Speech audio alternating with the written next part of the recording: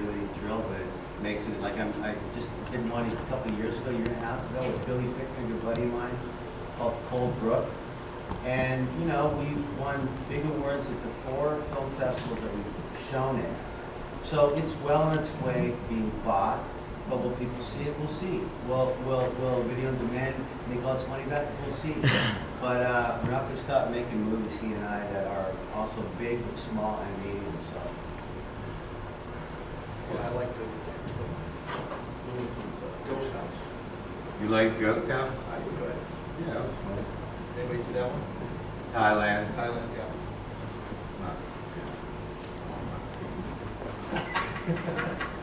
It was great to be in Thailand. But I'm literally smoking through here, like, you know. Let Me Make You a Martyr. The Birth of a Nation was a bigger movie. Did any of you see that? Birth of a Nation? No. That's a really good movie. That movie had just some bad press, unfortunately. Yeah. That movie was going to be, and I'm not, he was so good in it. It was Oscar time, like, for sure. And That it was just, on the slave revolt? I pardon me? did see that. It was on Yeah. the slave revolt? Yeah. Yeah, that was. I played a pastor who was selling. Yeah. Yeah. Yeah. It was an incredible storyline, really, but it just, yeah.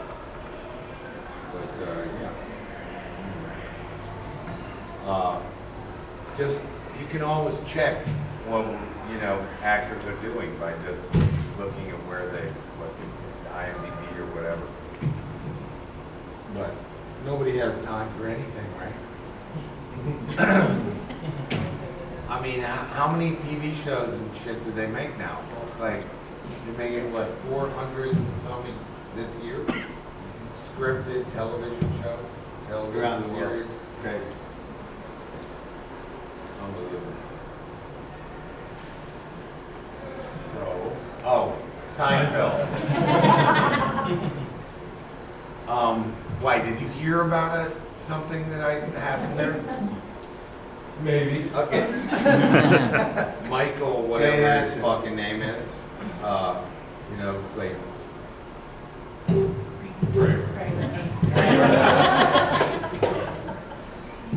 I wore a shirt to the audition, right? And they loved the shirt, and they asked me to wear it in the show. So I showed up to do the show in that shirt. It was like really my favorite shirt. I wore it like all the fucking time.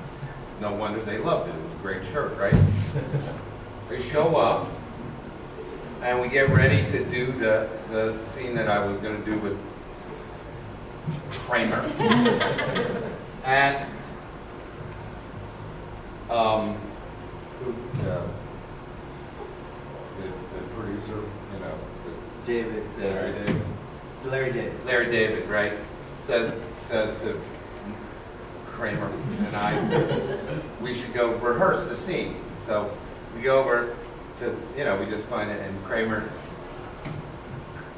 we start the scene, and Kramer looks at me and he goes, "You can't do that!" I was like, wait, I don't even know I have no idea what he was talking about. He runs off, gets Larry David. They both come over, and Larry David goes like, what did you do? What did you do? I'm like, what the fuck I did? I didn't do anything. I said like 2 lines or something. And Larry David goes, all right, do it. So, we started to rehearse the scene, and he had no idea what Kramer was talking about. And he walked off, and that was that. So we go and shoot the scene, and obviously Kramer didn't like what I was, I don't know, I think I was funnier than he was. And the first thing he did was rip my shirt off. Tore the fucking... Wait, in the actual taping? In the taping of the thing. He tore, the first thing he did was... I might start to cry. Tore my shirt to like shreds. I'm not kidding. Did you lose it? I lost the shirt. No, did you lose your mind? I'm like, what the my shirt. And he goes,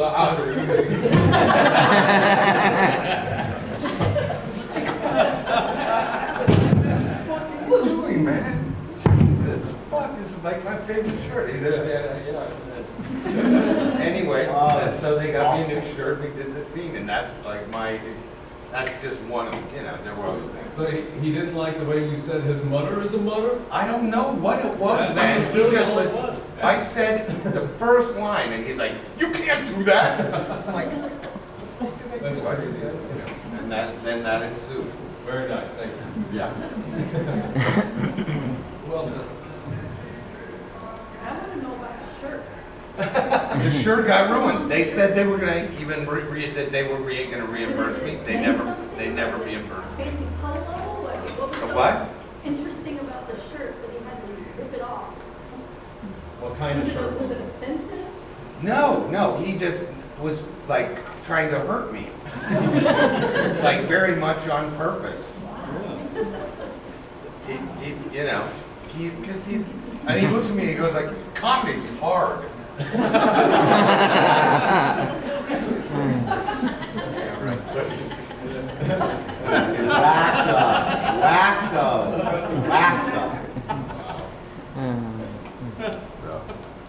Yeah, and I never got reimbursed for that shirt. Never found another shirt like it. Is that what actually. you heard? Is that the story? That is exactly the story. Oh, you had heard that? Yeah, there was one other one. There's another story about. Did you do more than one episode on that show, Boone? No, but this is the other story you heard about. The last season, I went in like 9 of 13 times with one other person for a part. They called me in 9 times. To play the same guy that you played? No, different. It was like that That was was like in many- the third many season years, or something. And that was like, they did how many seasons? 13 seasons, something like that. And in that last season that became the big TV thing that blah, blah, blah. 9 times they called me, 9 weeks. Oh for 9? Oh, for 9. That's up against one Yes. person every time. Because me and another, I'd walk in there and I'd be like, why would, fucking ridiculous.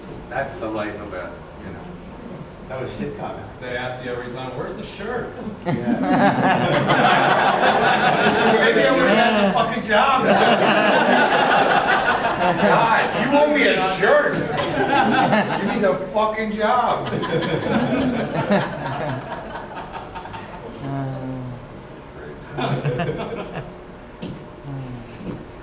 Any plans of being on Mayans? Well, not you, you're dead. Flashback scenario for Bobby. Maybe. No. I mean, I get asked this a lot, and I'm happy for whoever wants to guest star on that, from PL to, I hear Michael Ornstein's on it, right? She's got Chucky. It's great, man. Quinn, knock yourself out. But absolutely not. I mean, it would have to be a massive arc. It would have to be a real something to chew on for Titty and Chips to go back to that show. We've done it. We did it. It was a hit. We all love each other. It was 7 years of that show. And I wish them well. I haven't seen it. I wish them well. I hope it's amazing. But no, there's no guest star for me. I'm getting an operation so that I look like a Latin guy. And I'm gonna try and get in there, because I need a job. Have you seen it? Have you seen that show, you guys? Do you like it? Is it fun? Is it not? Is it all right? Is it making It's different. It's different. It wasn't as, I think we came in with really high expectations coming off the Sons. And I don't know about you, but for me personally, it was just, It's different. Uh-huh. I don't Be know. nice about it. Maybe It's the It's a second TV season show. is different. I mean, we'll keep watching and looking at me, but it's just not, Oh, wait, it for hasn't season 3 pulled that me one. in personally. I think the thing that Sons did was it was so well cast, and it was a world no one had ever seen before, really, on TV for sure. A couple of movies here and there, but it started to really grab people in that second season. You know, with the Katie thing and all that fucking dark KKK shit. And all the characters getting to know one another a bit. I think it really was something you couldn't stop watching if you were into that show. And I think if the Mayans does that, then obviously it's going to be great. If it gets something to grab you that you can't, you guys couldn't miss watching every week of Sons, right? I mean, it's No. just, you couldn't wait. And that's a testament to the acting and the way it was put together, I think, of Sons of Anarchy, and something that we'll never forget. So I had 2 questions. Mark, what was it like for you working with James Woods and vampires in that, what was 20-minute part? Oh, yeah, really And good. Kim, Good question, right? and Kim, I have one question for you. I'm trying to do one for each. Kim, what was it like working with Bruce Willis and Damon Wayans in Last Boy Scout? Yeah. Well, do you want me to do first? Yeah, sure. Sure. So it was my first big Hollywood gig. The late Marianne Doherty cast me in it, and Joel Silver and Tony Scott, the late Tony Scott now. So sad. And I got the gig. It's 2 scenes, and true story. The big scene when he's giving me the cigarette and I pop him and I end up, there was one before that where we ran into Damon Wayans on the street and there's a newspaper thing and I pulled up with 2 of my punks and ended up fucking punching him in the face as hard as I can. Doesn't look like a tough guy to me, whatever. We kidnapped him a little bit, right? Yeah. Well, on that day, I get to set, and I really mean this, you guys. I had a little hovel to change in, a little honey wagon, and I came and they gave me these shoes that were so slippery. They were like ice skates. They were like so slippery. And I remember telling the wardrobe people, and they go, "Well, they're fine. Just put some Coca-Cola on the bottom. Get them sticky on you." Like a drug I didn't know about in Hollywood where it can sticky up your shoes. Thanks for helping me out for nothing. So anyway, we get to set, and the stunt guy and I, we were planning how I'm going to punch him. I meet Damon, he was very nice. My first big film, really. And we do the scene, and I knock him out, faking it all the way. It looks great. Tony Scott comes over and goes, "That's great, it's great, it's great. One more. Really go for it. We got it if you can. Really go. My right foot slipped, I punched him right in the face. I punched Damon Wayans right in the face, and I absolutely froze. Damon went down on his knee. I see Joel Silver in the background fucking waving his hands. I'm fired, I'm getting fired right on the spot. That's gonna be it. The stunt guy comes over and goes to me in my ear, "Wasn't your fucking fault, man. Your foot slipped. It slipped. Your foot slipped, man. Don't fucking worry about it." I'm like, Jesus Christ. Emotion. And all of a sudden, Damon Wayans gets up, takes his sunglasses off. They were cracked. He checks it out. He had a little nick. He goes, "I'm good. I'm all right." I never forgot that. And I went, that guy, man. Okay, what he really did is you turned around, he can't get, "Hey, I'm all right." BAM! Right back in the face. And it didn't even hurt. No. It didn't even hurt. Yeah, that was that movie, man. It was great. And Willis was, cool. It was really fun to do. It's awesome. I never worked with James Woods on that movie, Oh, you did? Nothing together. right? General's daughter, you're talking about. No, vampires. You went to the Vampires. house Oh, of them and vampires. shot bats. Oh, Woods, I forgot, I was thinking about John Travolta. Same guy. General's daughter. Same guy. I played a lot of golf with Woods on that movie. We made that in New Mexico. It was fun. Woods, how do I say this? He's completely fucking out of his mind. Did he work with me? No. He's obsessed with certain parts of his body. I heard that. Totally Yeah, I heard obsessed that. with certain parts of his body. And he, I like I say, I played a lot of golf with him and the other guy. He went crazy. Booty's the only one who forgets things more than me. Daniel Baldwin. Oh, Jesus. What a combo that is. Yeah, real combo. We had a great time. I actually had a great time with Danny Baldwin in a movie called The Tunnel. he directed it, and we also played golf. He's a really good golfer. Oh, it's a great golf. Ball Scratch golf. fucking hit it, yeah. He's, yeah, but he is talked about insane. James Woods doesn't come close to being as insane as Danny. There you go. Not at all. I'm in 3 movies with that guy. But fun. Yeah. So, as far as, and John Carpenter is a fantastic guy. Yeah. Like a really, really, He makes great really- movies. He what? He makes great movies. I'm glad to hear you say that. He's made quite a few really good movies. Yeah. And he's such a great guy. You know, he was really like very compromised making The Thing. I don't know if you know this. You know, his skin was burned up. Yeah, that's right. And it's been a kind of a slow trail to some real problems. But he's a great guy, and I had a really good time with him. Working with Woods, it wasn't really a great part for Woods, I didn't think. Yeah, it seemed like he was uncomfortable in that movie for Yeah. over half of it. Yeah. Dale looked like he was just having fun the whole entire time. Who? Baldwin, it seemed like he was just having fun, not giving a shit the whole movie. Well, that kind of describes him.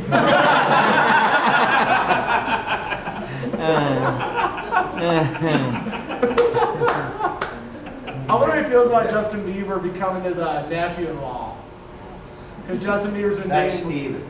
I know, but Dale Steven's brother, so Justin would be his nephew-in-law if they ever got married. Wonder what Daniel feels about the whole thing. How would any of us feel about I know all 4 of the Baldwins, and I worked with all of them, and they're all really different guys. So I would love it. It would be lovely to sit down with Alec. Where did you work on him? Alec? Yeah. Pearl Harbor. Pearl Harbor. Yeah. Because I know 3 of them. I've worked with 3 of them. Have you worked with Billy? Actually, I didn't work with Billy. You have but I know, Billy's a sweetheart, man. He's Billy's just the best. No, I've known him better than the He's a other 3 sweetheart. now. The other 2 now. Yeah. But I think to answer your question, we'll move on. They would all have maybe different answers to that. Oh, sorry. They're all brothers, but they all have their own thing going on. They grew up in a crazy family Oh. situation. Did they ever? Mom and dad? Yeah. Long Island, Yeah. Their father was the coach of the neighboring football high school team. So they would play their father's I think. Team. Oh, what? Yeah. And their father was an insane motherfucker. He was just like, fucking kill you. You can see it in it's a lot of testosterone in the Baldwin clan. Wasn't Mom a teacher? She was.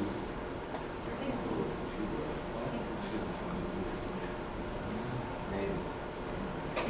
I Yeah? didn't know her. Any others before we wrap this up? Everything I've read online, it seems like Sons was really heavily scripted. You guys didn't have a lot of room to go off script. But the rapport between all you guys, especially you two, when your characters would talk, it just seemed like friends talking. And I wonder, was that just incredible acting, or did you guys get to put your own touch on the scenes? Or Boone might have a different answer than me, but I will honestly say that of the 10 leads, and then the guest stars that would flow in and out, it was tough to ad-lib in that arena of Kurt's Way of the Highway with his writings, but that never stopped guys like you and me, ever. Some of it ended up on the floor. Some of it No, didn't. I actually have the most, I'd say I improvised the most. I was there right behind you then, Yeah, there's no well, doubt. Bobby and Tig were, And then I got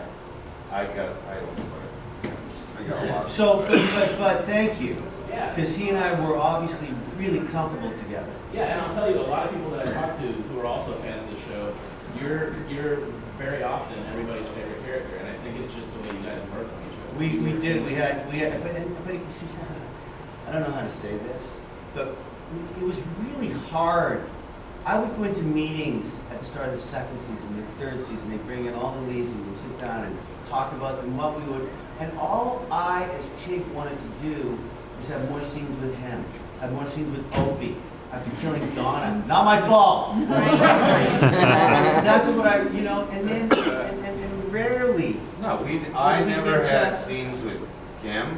The ones that we did, the one with Theo, that got cut completely. It's literally in 7 years, if you count up the scenes that Bobby had with Chibs alone, that Bobby had with Tig alone. That Bobby It's had. one hand, it's barely like- two hands, it's not a lot. You know, I mean, it was all, you know, it all was through the, you know, Charlie or Clay or. Kate, How do you all remember of the, them. do you remember the scene that, Or, I mean, I just didn't think the relationship between those members, Chibs, Opie, Pig, Bobby, those relationships were very sadly left undeveloped. that's so true. And if you think Very about sad. it, right, if you think about, like, Tig was with Clay a lot, right? Chibs was just trying to fucking find his way. Opie was with Charlie a lot, right? Bobby being the secretary and the guy who's kind of trying to keep it all together was a little, right? But the one, do you remember the scene that we had where we were eating meatloaf in the garage, just Bobby and Tig? Yeah. That was one of the most beautiful, simple, page-and-a-half scenes about Gemma. But there was never enough of that for us. That's why it's so much fun to do it when we were doing it. And it shows. It's just amazing. I know this kind of sounds silly, but did you already have a lot of Elvis experience in songs and stuff? Because you could do that. It just seemed like ad lib almost. No. I mean, I had a band with Steve Buscemi back in New York in the 80s called the Pawns of Love. And then I was in another band called The Other Woman in the 90s in LA. So I sang, and I sang in the choir when I was a young man, very young man. But I had to do an Elvis song a cappella to get the job in front of the 17 executives. The of Fox, yeah. Fox 2000, whatever, 21. Fox 20. And, and FX to get the job. So, I mean, that was the first Elvis I ever did, and that was a cappella, which, I kind of surprised myself, I guess. But There was never enough Elvis for us guys on that set, man. No, I mean it, man. I remember seeing the pilot that you guys shot before they changed cast and stuff. And my favorite scene was his. Getting ready to do that Elvis night. It was dark, it was filmatic. He's gonna probably fucking cut it down if he does, but it was fucking amazing. And I just always assumed that we would have Bobby kind of do more of that in a way. But just when you thought that would happen, Kirk would change, he just changed all the time, and that was part of his genius in a way. That way was he just never thought, what the fuck is going on next? No, he cut the,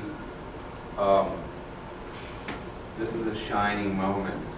In the beginning of the, fifth scene? Was that when Nomad? In season 1? 5. Season 5. Season 5. Okay. Oh, We yeah, got yeah. the first script. We came back to do the fifth season, and I was supposed to do a Bobby Elvis scene. And I asked if I could not wear the white suit that he'd always worn, the white Elvis suit, and instead do it all in the black leather thing that Elvis had done when he came back to do television, that black. And so Kurt, just because I asked if I could do it like that, he cut all of it. We didn't even do it. He just cut it because I asked. Okay. That's, Thank you. That's the kind of Thank you. situation we work with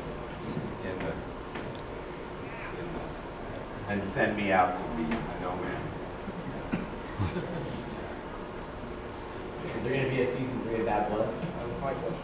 Bad blood. I hope so. I mean, I gotta tell you guys, and Boone's heard this too much now, but it's so rare to be on a show that is like your show, and produced by you, which is me, and based on a true story, and it's been so well received up in Canada and now on Netflix that I'm just tickled to do it, and I hope I can keep doing it and doing it. We're in a beautiful spot, really, with Rogers in Canada and Netflix around the world. They're trying to come to the middle. Netflix needs to up their game a little bit, because they got a great deal on doing what they do so fucking well, whether we hate them or love them. Netflix is just this big juggernaut of a company now. And I don't even know where their money's coming and going. What do you mean they make $1 billion A minute. cash every month? I Like guess straight up. what I mean is, At least, that's just in the United States. On subscription, they make over $1 billion Right. every month. right, all I mean, right, that's, Boone knows. But It's insane. But the money that they're flying out and what they're doing and what shows and what films is just out of control. So I'm just riding this nice little thing called Bad Blood, which is a big hit now. And yeah, I hope next time I see you all, we're shooting the 3rd and 4th seasons. Yeah, see you now.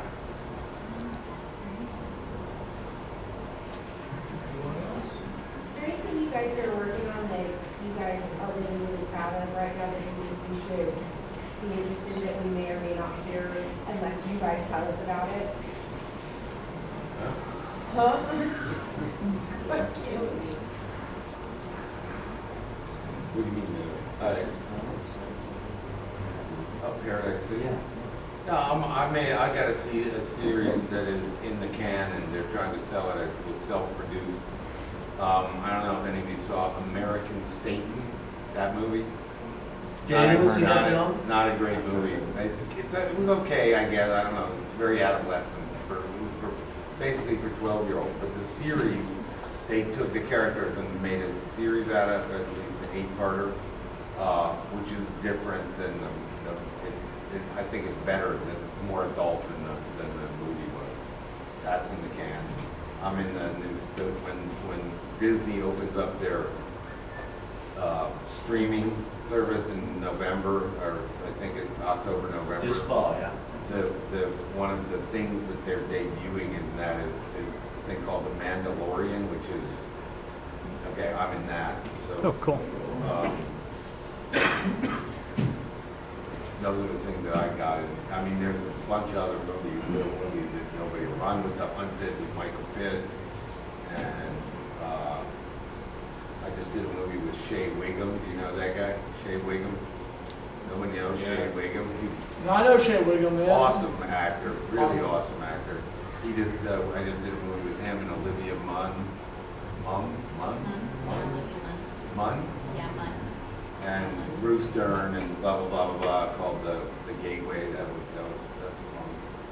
I think what Boone's saying is talking about is when you are on something like we were, like on Sons of Anarchy, where everyone knows who Boone is and me and everybody who's on that show now, and it kind of exploded.